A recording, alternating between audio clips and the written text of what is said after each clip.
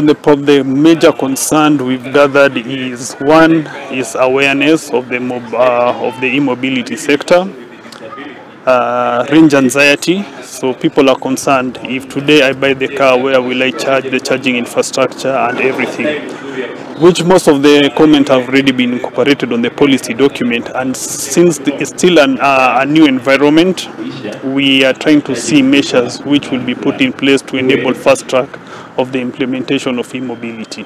The component for us is to reduce the green gas emission on the public transport sector, or the transport sector initially, because it contributes, the second largest contributors on emission, which has really affected our climate change. So the issue of cold weather is not a concern, because the cars are not being charged through solar. The cars are being charged directly by electricity. When it comes to the issue about partnership with the national government, county government, and also the other concern that has come, there must be a PPP provision. Sure, kila kitu iko sawa.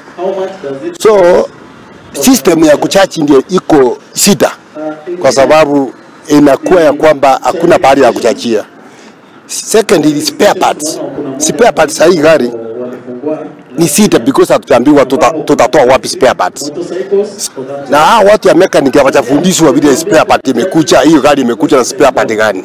So kama saa hii sasa gari ikiharibika, tutaenda wapi kwa mechanic? So vitu kama hilo nataka tuambiwe, ili viletwe, ili sisi tukubaliane tununue. Naguo wagi wa network itũra-inĩ rĩa Mwiriri wa dini ya